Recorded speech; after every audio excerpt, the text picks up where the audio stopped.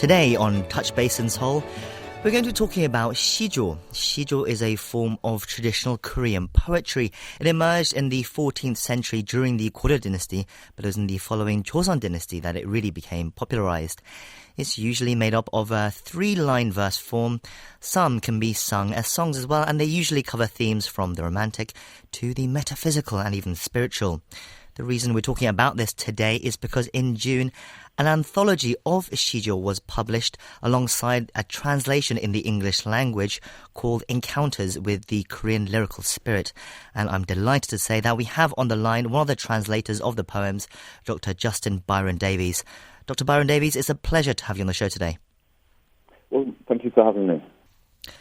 Dr. Byron-Davies, can you introduce us to this book? How did it come about and what drove you to try and translate Korean Sijo? Yes, sure.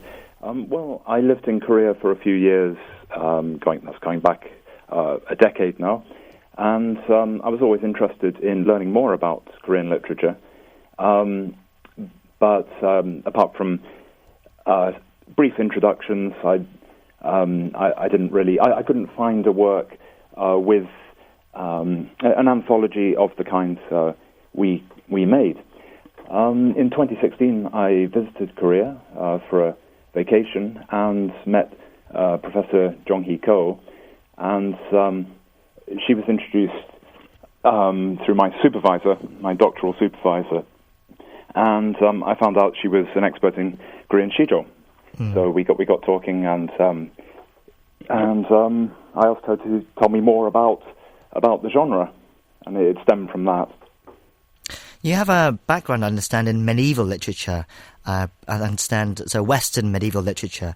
How do you go from being an expert in European literature to translating classic Korean poetry? I mean, what sparked your interest in Korean literature? Yes, well, specifically my period is mid to late 14th century and early 15th century medieval English literature. So that's literature written in Middle English, as well as Latin and French, but mostly Middle English. And I was interested in what was happening elsewhere in the world at the same time. And I just have a broad general interest in literature and a strong interest in Korean history as well. Did you find any similarities in those two types? I mean, obviously, they're on the opposite ends of the world. Yes, well, mostly differences, really.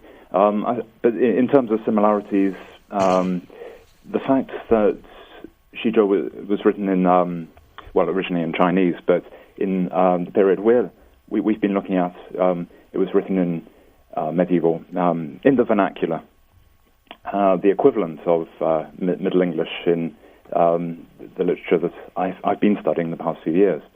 So that was very interesting to me. Some of the themes as well, some of the imagery, the pastoral imagery, but yes, it was very different. The absence of rhyme was one major difference. For this book, as you said, you didn't translate it alone. You collaborated, I understand, heavily with Ko Jong-hee, who's a professor of Korean language education at Seoul National University. How did you two go about translating these works? What kind of difficulties did you run into? Well, it was very much a collaborative process. And to begin with, I asked Jong-hee to explain the background to the Sijo. It was a process of asking a lot of questions and getting closer and closer to the meaning. So we started off with a basic translation, and we attempted a word-for-word translation originally, but it became apparent that wasn't going to work if we were to convey the poet's meaning. So it was an ongoing collaborative process, even a process of negotiation. Sometimes where Jong-hee wanted to translate directly, and I pointed out that perhaps a particular word or or phrase couldn't be translated directly into English, so we had to compromise. Yeah. Sijo has a particular rule of how many characters can fit into one verse. When translating the Sijo into English, that structure is lost, and you freely admit that shortcoming in the introduction of the book. How it was unavoidable, but that there was still value in translating the themes and content of the poems. How difficult was it to make that decision to lose that structure, and what do you think is lost in that process? Yes, I mean, inevitably, something is lost, perhaps the original, the beauty of the original. The solution we found was to produce a parallel text edition. So we have the original Korean on the left-hand side and the translation on the other side. But the priority had to be conveying the poet's meaning, really. And we've also included notes, a small number of notes, but so sometimes they were necessary for the English reader to have any idea of what the poet was trying to get at. In your opinion, I mean, what's the beauty and attractive point of Sijo that people anywhere around the world can relate to? What was the reason behind you wanting to translate these works? Perhaps the first thing the reader is struck by is the beauty of the pastoral imagery, this sense of an idyll in some of the poems, the lakes and mountains. I visited Andong in 2012, and visited Dosan Sowon, Yi-Hwang's Neo-Confucian Academy. And so I had these images in my mind when I was rereading his work, but very, very, very evocative images. And then when you get deeper into the poems, I found Seon-do's Sijo extremely interesting when I learned more about the historical background, the turmoil in the courts, and how he was in self-imposed exile on Bogil Island. Yes, I found myself almost empathizing with him. Yeah. Do you think these Sijos can relate to people who might not know all of Korean history?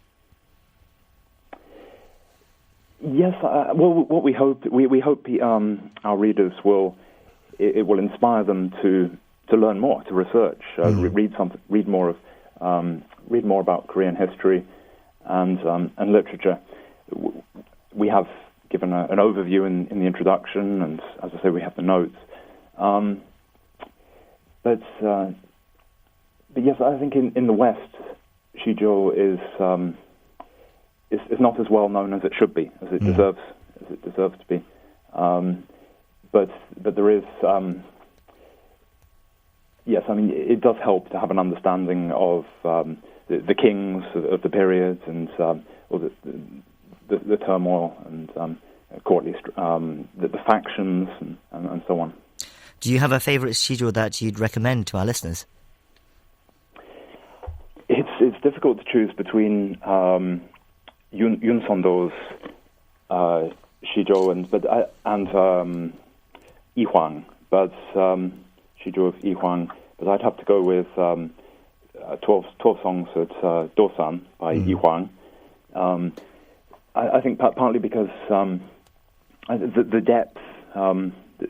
The depth of this particular Sijo. It's one of the longer ones in the anthology, and as I said, having visited Andong and Dosan Sowon, I can really visualize the scenery.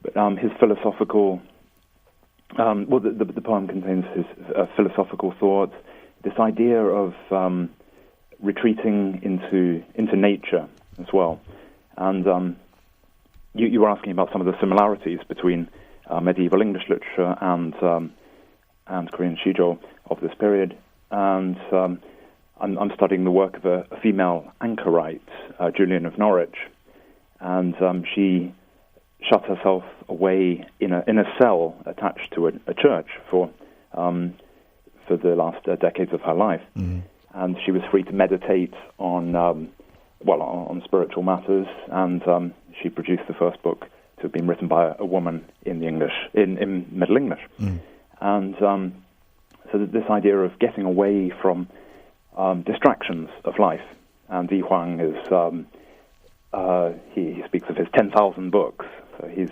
immersed in his learning, and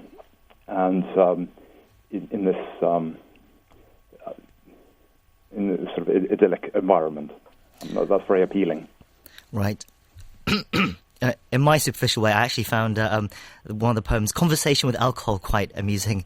It's about a man lamenting and at the same time reveling in his love for alcohol. I think it's certainly an example of a poem that resonates to people from all corners of the world, even today. And finally, what do you wish the readers of the book just take away? Yes, that's right.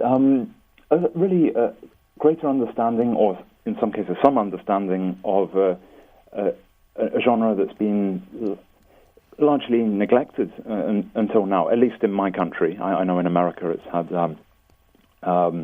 Professor McCann and others have lectured on the subject and written on the subject, but in my country it's not so well known. So we hope readers will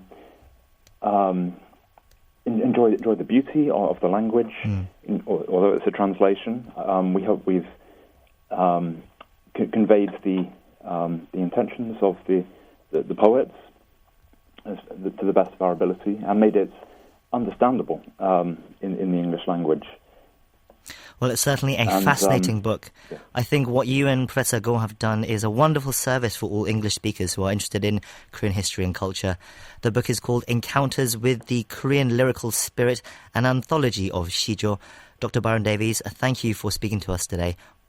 Thank you very much for having me.